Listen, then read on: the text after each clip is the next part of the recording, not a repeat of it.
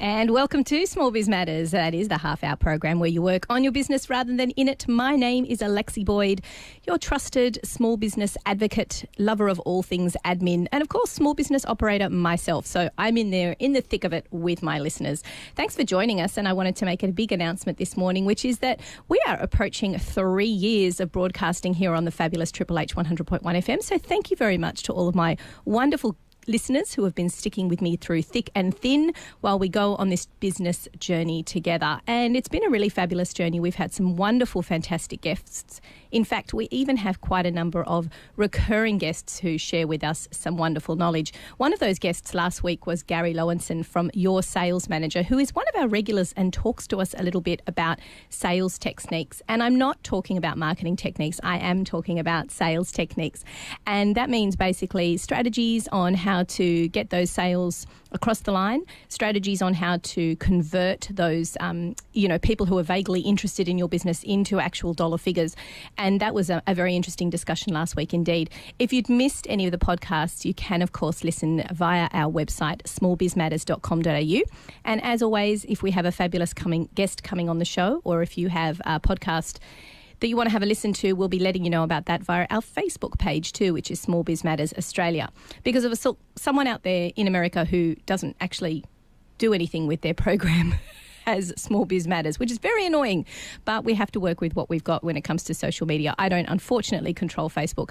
Otherwise, there'd be a number of things that I'll change. And speaking of Facebook, there's been a number of changes, in fact, which we were talking about that with last week with Gary, which was they're moving away from the proposition that businesses can use it as a bit of an advertising technique. They're actually changing their algorithm so any business posts are not given as much importance as personal or opinion or normal community posts. They say they're going back to a community-based platform. Now, I'm not sure where the money in that is, but maybe they felt like they've made enough money that they don't need to continue making money.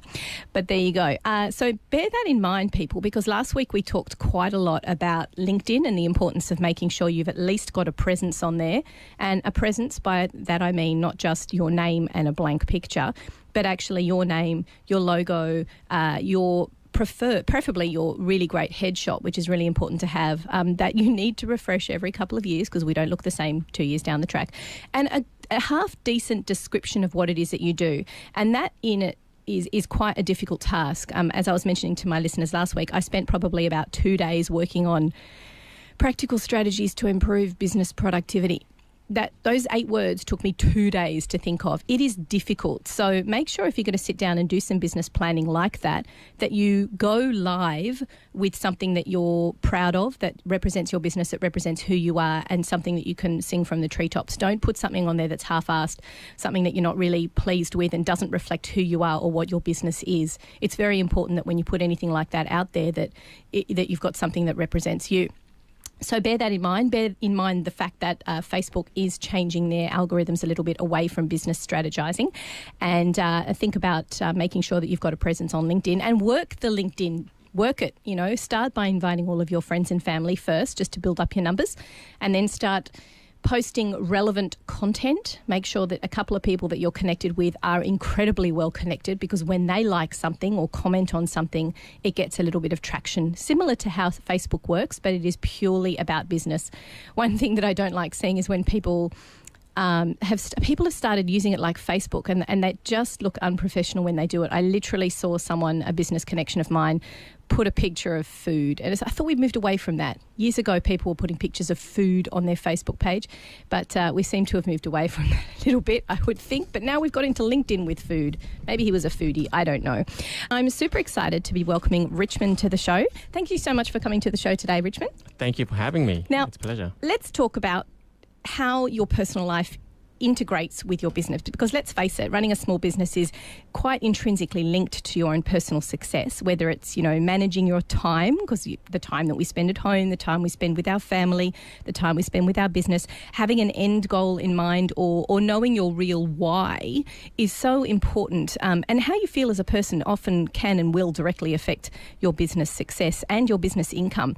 There's loads of fantastic strategies out there for business growth we can apply to our business. And in fact, life coaches are some people that we don't often think about utilising as a really good resource when we're running a business. But let's face it, running a small business is very much intrinsically impacted by your life success. So today's we've got Richmond on the show to talk to us a little bit, giving us some insight into applying goal setting techniques for business success. One thing you might suggest today, we're going to be talking a little bit about having a vision. We're going to be talking about building good habits and traits to improve your business opportunities.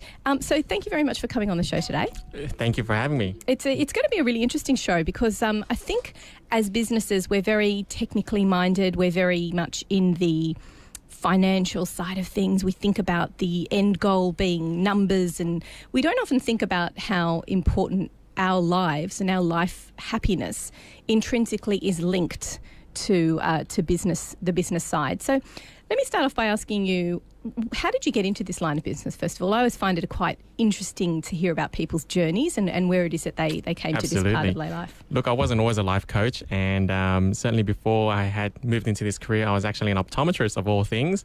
I had my own practice and everything like that, but it wasn't a career that I loved. It wasn't a career I was passionate about. In my culture, you had to become a doctor, a dentist, a lawyer, solicitor. I'm with you. The blueprint of success. But that's not really a fulfilling life. And I realized after 10 years of doing that I didn't want to do that for the rest of my life.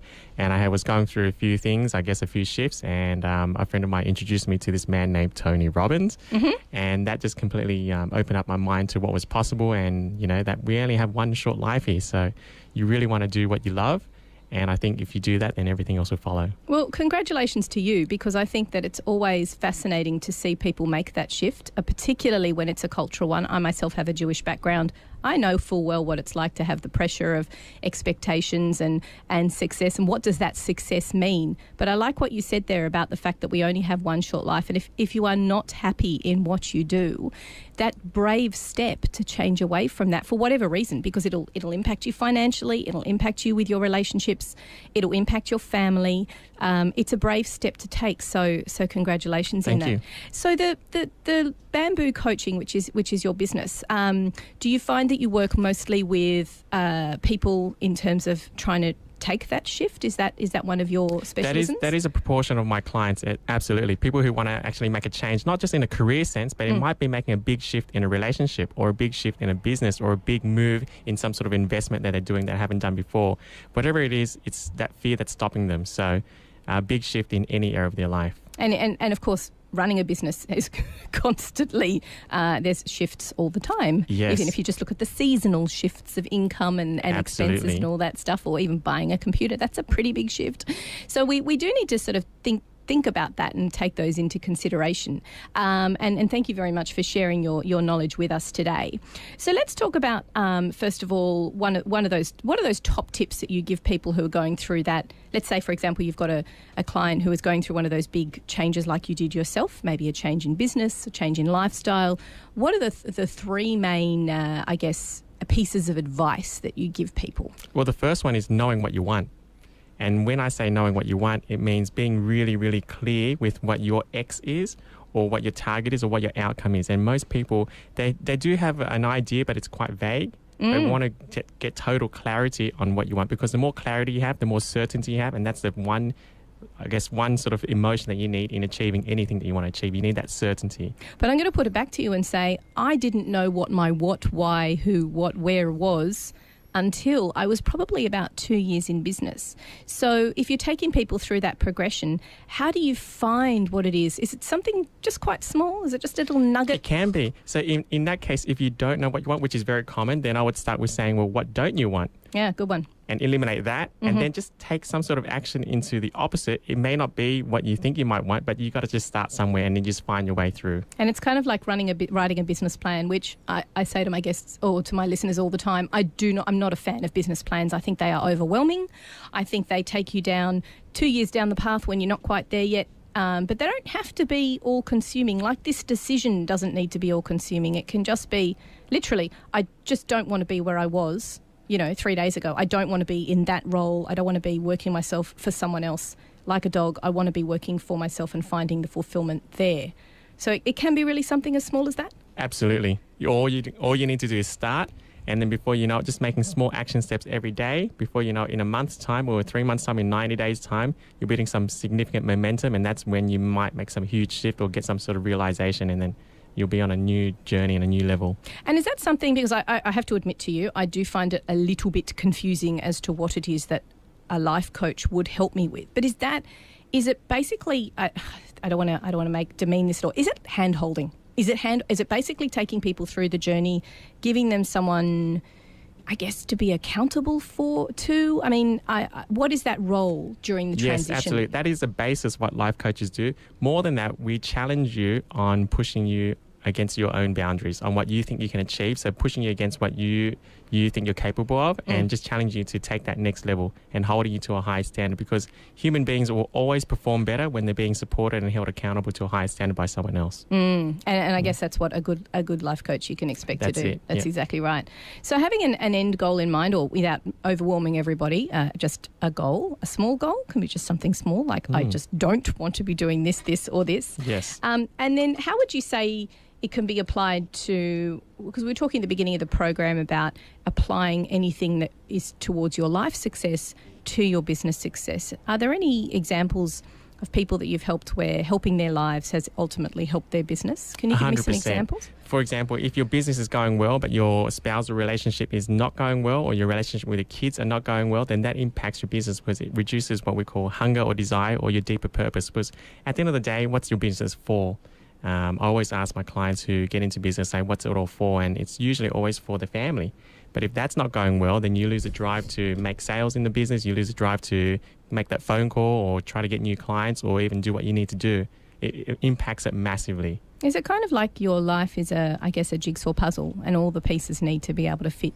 Yes. There's no walls. There's no walls in your life. If something's impacting your business, it'll impact your family life and vice versa. So it's really about trying to, problem solve even the personal stuff. Would you say that most people who run a business have the same mindset when they're trying to solve problems at home as they do in business? Do you suggest that, or do you suggest maybe trying to separate the two? I would suggest trying to separate the two to know which hat to wear. One of the things that business owners struggle to do is taking off the business hat when they get home and wearing the husband hat or the wife hat or the father hat or mother hat, whatever hat you need to wear. So I would suggest always try to wear different hats in different roles. And let's give a little bit of practical strategies about that, because I think one of the things, and I'm just talking about my own experience here, over the last few months, because I haven't been in an office, I've decided to work from home for a bit. I've been working at the dining room table. Bad move, because I've said to myself, I know what I'll do. If I work immersed in my family, if I work surrounded by my family, then I'll feel like I'm still spending time with them, and I'll try and do business at the same time. Now, without having a fabulous life coach sitting in front of me, I think I've recognised the mistake in that. So what we did is we set up the desk back downstairs that we had converted into a guest room. We put the desk back up again and we put it back into a study again, because you need that separation. You are absolutely right. Yes, absolutely. And you're absolutely right. You did the right thing. I'm glad you did. I used to do that too, actually. Oh, so bad, particularly with bookwork and particularly with admin, which intrinsically, apart from me, who loves it, everybody else hates it. And to be doing something that you hate, relating to your business that's not relating to your family, immersed in the family environment. Another good thing to do, and I actually learned this from my naturopath the other day, Kerry said to me, here's an idea, put on your do not disturb at 5:30. Because technically, if you work for yourself and you're looking for that work-life balance, turn your phone off. Because if people want to get hold of you that are special to you and close to you, there are other methods of communication. They don't necessarily need to be emails. They don't need to be, text messages. They don't need to be Facebook. It's all those things that we just allow to bombard into our lives. And I've even caught myself saying, but I need Facebook for business. Now, that doesn't mean I need Facebook for business at 8 o'clock at night, does it? That's correct. Yeah. That's correct. I did the same thing, actually. I made a commitment that every day my phone is off for a minimum of 6 hours, and that's not including sleep. Whoa. Yeah.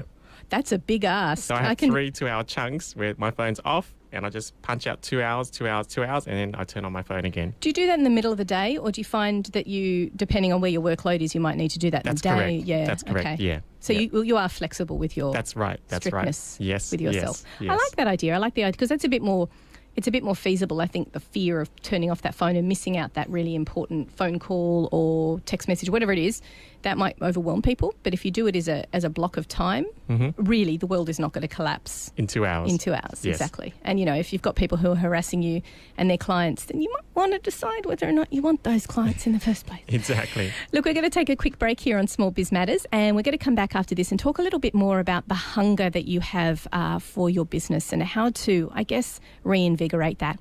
You're listening to Small Biz Matters with Alexi Boyd. We'll be back after these community service announcements. What are we talking about, Richmond? Because I think you're going to be better at discussing it than I am, because I do struggle with getting my head around these sort of Absolutely. things. The traits and habits that's going to allow you to achieve more success in your business and also personal life. Fantastic. See, you summed that up well. I'm not good at summing things up. I'm good at talking and then talking some more. So we were talking a little bit about having a vision before the break, the importance of knowing why it is that you do it. And that doesn't necessarily mean bottom line, does it? No. Or numbers? No, exactly. It could be more than that. Yeah, it could just be, I hate saying this, work-life balance. What's your take on work-life balance and that concept? What do you think of it? Well, it's different for everyone. It just has to be in line with your values. And for example, if you say that you value your family and then you value your kids and you value your work and you value your health, but you're not living in line with those values, then that's out of balance in your values. But someone else might value work as number one, and that's okay too, and they value family as number three, but they're not living it like that and they feel like they're out of balance. So it just has to be in line with your values. I love it. So figure out what it is that is important to you, and put those, I guess, in a semblance of order. Exactly. In time, focus, effort, energy, and money. Say that again. Time, focus, effort, energy, and money in order, in line with your values. That's fantastic. So I'm seeing butcher sheets. I'm seeing butcher paper here up on the walls. I'm seeing colours. And are you saying that you line up with your values where the money sits? Yes. And then where the time sits, Yes. and where the relationship sits, and everything else? Exactly what I do. I colour code my weekly plan, and I have different colours for time with family, different colours for coaching, different colours for my business, and different colours with meetings. And I make sure that every single week it's in balance with what my values are. And if it's not in balance, then I always adjust it the next week. I love that idea, because I talk a lot about, when we're talking about admin and trying to take control of time management, that sort of thing, colour coding calendars is a great way of doing it. But that I didn't think of. There's actually nothing wrong with sitting there and going, you know what, between 3 and 8, depending on how old your kids are, let's say 3 and 9 for me at the moment, that's family time. And if I actually block it out in the calendar and I say that's what is going to be available to me to use for my family, then I can't put anything else in the calendar that's a different colour. That's correct. And I like the way you said, later, balance it out. Look to see what your values are, and is it actually sitting correctly in where you want to be in terms of your work-life balance? Absolutely. Yeah, because the one colour is going to be your business, and that's going to be money, essentially. And then you might want to make your family pink, and that's going to be family time. And then you got your health, might be yellow, Health, that's way down the list, isn't it, for small businesses? Way down the list, she says as she skips yoga on Monday morning. Okay, so let's talk about, speaking of getting yourself a bit organised, let's talk about the hunger. So we talked before a little bit about knowing your why. Why is it that you do it, or why is it what is it you don't want to do as a starting point? Why is it so important to know what your ambition is and know what your hunger is? Or can you just define the hunger first of all? Well, hunger is that deeper desire that drives you and motivates you to take action, knowing why it's so important to do something. And it's important to have hunger because A, you'll be more fulfilled when you know why you're doing something, and B, you'll break through procrastination. There's no such thing as a lazy person. They just haven't found an important enough reason to do something. Oh, I love that. That's a fantastic definition. It's a great quote, actually. And so once you've found that, is it just as simple as finding it? Or how do you make the connection between the hunger and the desire and actually achieving something or breaking through the procrastination, as you put it? Asking the right questions. So, for example, you might ask a particular person, well, why do you want to get to $500,000 a year? And they might say, well, I just want to make more money. And then you ask, well, why is that important? And they don't really know why money is important to them.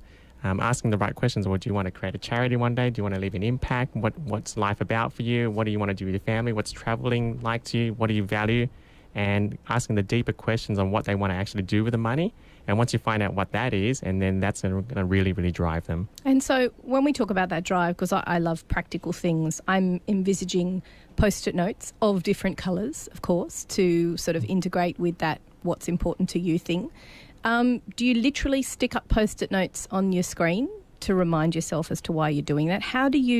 When you're embedded in your business, as you will well remember, it's very hard to break out of that and think of what's important because you're too busy working in your business rather than on it. It's like working in your life, not on your life. Exactly. Yes, you can put a post-it note. Personally, for me, I actually have something on the wall. It's a laminated sheet in my office, and it defines what my mission and my purpose is in life, but also my mission and purpose in business. Are they two separate things? They're actually very, very similar. They're very similar for you, but are they similar for all people? No, not necessarily. Yeah.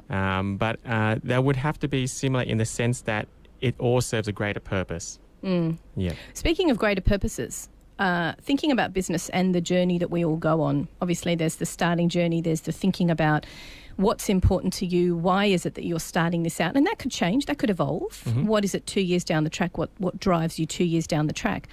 But what we often don't think about is the end game. What is it that we're trying to achieve? And for you, you just mentioned it before, you know, for some people it's the money. And that's fine. That's all good. It's literally, I want to achieve this amount so that I can be comfortable, so my kids can be comfortable, so I don't have to worry about money anymore. That's possibly one thing. But down the track even further, beyond that, is succession planning. Why do you think it's so important to have an end goal, and that hunger, how does that hunger link in with that end goal, the succession planning of things? Because in any road to success, there's always challenges, there's always hurdles and setbacks and problems you have to face. And if you don't have the deeper desire there and the hunger there, you're not going to push through to the end goal. And you want to leave a succession plan because I think as a human being, everyone wants to do something that's going to make a difference. Everyone wants to know that their life here impacted the world in some way, shape or form. It's just a deeper purpose of why we're here. Yeah, I know that some people, such as myself, say, oh my God, I can't imagine ever not working. The thought of not working is just, it's boring. It is, yeah. I don't really have a succession plan as a result of that, but perhaps my end goal is to continue working and continue flourishing as a business and enjoying it. And that in itself is kind of linked with my life and where I see it going as well, I guess. Yes, your deeper purpose and your mission. Yeah, exactly. It is, and it's very hard. It's very hard unless we actually sit down and think about it and give it some thought with butcher paper, possibly with colours, is you're not really going to be able to define those things and then link the two. Because we never think about it. As small businesses, we just don't think. We think about work-life balance like it's a word that we throw around and we go, yes, I've got that because I run my own business. Well, I'm sorry. Very, very hard to achieve. But that's not the end goal, is it? No. Sometimes we need to sort of think about maybe succession planning or think about the day-to-day happiness and where you are with your things and that sort of thing. The bigger picture, yes. Yeah, exactly. So if you had someone who was sitting there and they were previously in a JOB and then they decided to become a consultant and they're in that transition period and you've sat through and you've discussed the process of thinking about their end goal and thinking about why they're doing this, how do you then implement that? How do you take all those strategies and help them on a day-to-day basis with their business success? Where does it all link in on a practical level? Well, the first thing is knowing what you want, first of all. And then I guess what stops people from taking action is the overwhelm of starting a new business. I always recommend doing it the smart way. Never transition, with like a Band-Aid, ripping it straight off. You want to do it slowly and just take small action steps. Just do one thing at a time. Just focus on what's next and chunk it down into bite-sized pizzas and then just move forward from there. And just understand that it doesn't have to be perfect and it never will be perfect, but it's all about growing and getting better and just tweaking it as you get along. Are you a fan of... when you said ripping the Band-Aid off, are you a fan of people remaining in a job perhaps part-time while they consider building up their business at the other end? I think that's a smart thing to do. It is definitely the smart thing to do. Unless you've got resources to back you, it can be quite challenging for some people just to jump in the deep end, although I do believe that if you do that, you probably would survive because you're always more capable than you believe you are. Yeah. I managed to get through that first bit, so I must be able to get through this little hurdle. Yeah. Yes. Nothing becomes as overwhelming as that first challenge, definitely. Look, we're just going to take a quick break again, and then we might just summarise with what we're talking about today, thinking about proactiveness and using some of the strategies we've talked about to get over procrastination and turn procrastination into proactiveness. My name is Alexi Boyd. You've been listening to Small Biz Matters. We will be back after this. And welcome back to your community radio station, Triple H 100.1 FM. My name is Alexi Boyd. We are talking all things small business, and here on Small Biz Matters, we have a fantastic guest, a live coach. You're alive, Richmond. I just defined you as alive. A life coach from Bamboo Coaching. We've got Richmond Din talking about how to bring in the strategies that you would normally implement on your personal life into your business and help your business grow. Just before the break, we were talking a little bit about why it's so important to define why you're doing this. And I know we struggle with that. I personally struggle with this. And knowing what's important to you and I guess prioritising things. Mm-hmm. I really I'm a big fan of practical strategies. My regular listeners will know that. I'm a big fan of linking those, chunking out blocks of time for the things that are important to you. And if you're sitting back and looking at your calendar and you've made it pretty colours that represent different aspects of your life, and one calendar week is just way too blue because that's your business life. Exactly. And maybe I should recategorise the colour for my children away from grey. Do you think there's something in that? Absolutely. I think I just psychoanalyse myself there. Stop making the children routine family stuff grey. I do make the social stuff a pretty colour, but maybe I need to make the children's stuff a better colour. Brighter colour. A brighter colour, a happier colour than just grey. So speaking of building calendars and doing pretty things, procrastination. It's a big... and time management, it's a big problem that businesses face. Mm-hmm. I think we all face it in our lives as well, because we have, just how many different types of, procrastinating techniques are out there. Distractions. There's Facebook, there's Pinterest, there's LinkedIn, and then there's a justification that you should be doing all of this right now, right here, because it's linked to your business. Mm-hmm. Do you subscribe to that? If it's linked to my business, yes, but I allocate time for that, actually. I used to be one of those people who would, get seduced by the stuff that was happening on Facebook and Instagram and social media and all that sort of stuff. And after a couple of weeks of doing that, I realized I wasn't moving forward, so I had to schedule in time for doing that. And how many... so you're admitting that you were an addict. I'll put my hand up and say I am addicted to social media, and I do use my business as an excuse to be on it all the time. How do you work out what's an appropriate amount of time to spend on it? Well, it comes down to, is your business moving forward? Is it making the profits or hitting the goals that you're thinking or wanting to reach? And if it is, then great. If it's not, then obviously something's not working. And if that's Facebook that's causing it, then you need to look at that. So you do look at your numbers at the same time then? Absolutely. Yeah. You always want to make sure you're on track with anything that you're doing, and you always want to keep base with your end goal and look at it on whether it's a weekly basis or monthly basis or quarterly basis, depending on the goal. I think for the first couple of years, I wasn't really tracking the time that I was spending in the business other than client work. And I think that's quite valuable, because if you're the sort of person that bills out hourly, it's very easy to track the time that you're spending working on the things that your clients expect. But perhaps you should be starting to track the amount of time you're spending on your business, such as business development or advertising or even things like this, doing podcasts, and actually chunking out those times as well. And then perhaps if you're not spending enough time on those things, you can't do it without the data. Mm-hmm. You really need that, don't you? You do. Yeah. You need the hours. You need to know what time you're spending on what. And if your hours are dropping down and then you notice that the more time you're spending on social media is going up, maybe they are intrinsically linked. Yes, I think so. What are some of the other reasons people give for not taking action? Well, there's a couple of reasons. One of the reasons I find these days for particularly high achievers is perfectionism. And just wanting everything to be perfect and be right before you move forward, and using that as a reason to not start or to procrastinate. And one of the things I always advise my clients who are perfectionists is to focus on the lessons and focus on growing, and not really focusing on being perfect, because you can't be perfect, and focus on having a growth mindset rather than a fixed mindset or perfectionism mindset. So rather than trying to apply this to a specific task and not releasing it or going to market or even just talking about it until it's absolutely set in stone and perfect to your level of expectation. Exactly. Do you find yourself, do life coaches as well find themselves, I guess, dumbing it down, making sure that this person is not trying to achieve so much in one hit, that really you bring it back a little bit, bring it back a step and say, look, it's okay, this is fine. Yes.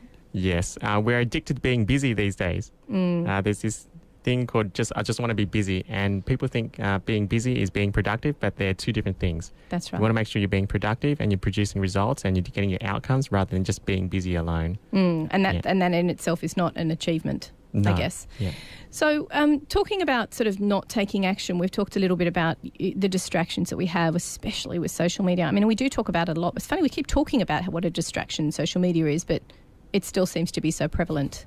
Doesn't really help when the other media is using that as a source for their media, mind you. And so there's other ways to avoid things. There is a couple of apps that I could suggest. There's a great app called, it's just gone out of my head, Antisocial. Antisocial is an app that you can put onto all of your devices, and you set it at certain times during the day where you cannot access your social media, anything. You can tick which it is that you don't want to be able to access for that periods of time. But wait, it gets better. You can't reset the app until you shut down your machine and restart your computer.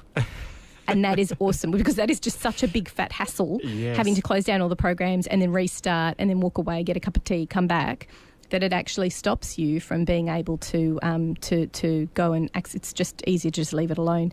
Another thing I did, and my husband told me about this the other week, is you can do this on iPhones. I'm not entirely sure if you can do it on Androids, but you can triple click. I just did it then. I'm showing Richmond. You triple click your home button. You need to set this up in settings, and it turns it into grayscale. Your phone then becomes grayscale. And can I just tell you, if you look at your home screen in grayscale, it does not have the same impact as when the colours are there. The colours are designed, strangely, to grab your attention. The number ones are always in red. That grabs your attention. And it's quite funny when you turn it on and you look at your homepage for the first time in this new light, literally, your eyes change in the way that they focus on the screen. That's awesome. So I'm going to challenge that to everyone in the next, say, week or so. I want everyone to change your phone to grayscale and see how it impacts on your desire to want to go back to it all the time, and it will change it. It's quite amazing. That's awesome. Another thing that I find is a really good way to alleviate the distraction thing, and it's just the constant, isn't it? It's the constant, I'm going to have a quick look at this, quick look at this, quick look at this, and then before you know it, half an hour's gone. You talked a little bit before about scheduling. You can schedule out that social media time. I believe when you plan and schedule, one of the mistakes that high achievers make is they don't schedule in downtime. And that's just as important, because if you don't schedule it in, then when you have it, you feel guilty. And so that's a big mistake people make. So definitely schedule in downtime. Schedule in your Facebook time if you need to do it. Schedule in your nap time. But definitely schedule in downtime. And so when you do it, you don't feel guilty, and also you look forward to it as well. I have to do something that I've started doing is listening to podcasts, not of the business variety, because I'm trying to give my brain some downtime, but there's some awesome This American Life and Public Broadcasting Service, PBS in America, has some fantastically fascinating, really interesting stuff that you can listen to, and there's millions of hours of it. So find something you like. That is some really great downtime for your brain. It's not hard to listen to something. Exactly. And that you might actually start looking forward to downtime. I actually probably within the last year thought to myself, the only way I can get downtime is by having a nap. And I hate napping. I actually still can't get over the hurdle of thinking of it as a time waster. And it wasn't. I was listening to the radio the other day about, they've actually come out with a study that said napping actually improves productivity. And yes, I've read that. Places like Google have actually got nap pods. I love those. Love those. Yeah. That'd be awesome. Imagine if we all had it. It's called a nap. It's called your bedroom, everyone, in small business. You do have a nap pod. You don't need to be Google. It's just called your own bed. Not that there's anything wrong with that. So don't, I guess, beat yourself up again over the head with scheduling in that downtime. No, definitely not. And it's like when you're going on holiday and it's a Friday and you got to get work done, and you actually get more work done when you're reaching the downtime, because you're looking forward to the downtime. You become actually more productive, funnily enough, because I know I got downtime scheduled in. I got to get this work done before downtime. What's your opinion on, and I know this is this whole 3 o'clock pickup thing, I think that's actually something, do you think that women suffer from that a little bit more than men? I'm not too sure. I think every individual is different. Coming from a health background, just depends on your body makeup. I haven't seen any significant difference. Certainly women are, I guess, pregnant or in their 50s or anything like that, then that might make a difference. But Yeah, acknowledge it as well, people. If you're actually feeling that way, maybe there's a reason why your body's giving you those signals. you've got to listen to your body. Very Yeah, important. yeah. Very. And if it's craving exercise, then I'm sorry. You've just got to do as you're told. Yes. You've got to do it. If you're starting to stiffen up and you're starting to feel a bit crap, then maybe it's because you're not getting out there. And Yeah. get a dog. Everyone, that's my advice to everyone.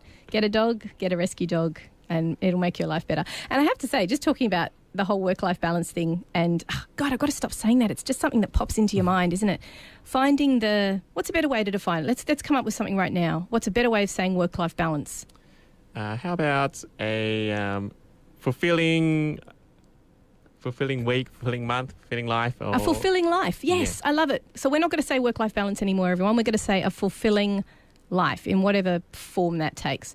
So I was fulfilling my life probably in the last year better than I ever have because we got a dog. And you know what? This dog in the house, simply by having its presence, it tempers everything. You know, it's hard to get really cranky when something's looking at you with big brown eyes. And so I guess people have to find there's got to be something for everyone. Would you not agree? Yes, I agree. I know what you mean. I got a 2-year-old daughter and she's so innocent and sweet and there's no problems in the world, and you look at her and think, yeah, that's true. What is it really anything to be stressful about? Yeah. You Exactly, except when she's having a tantrum, of course. Yes. And you go, what's the matter with you?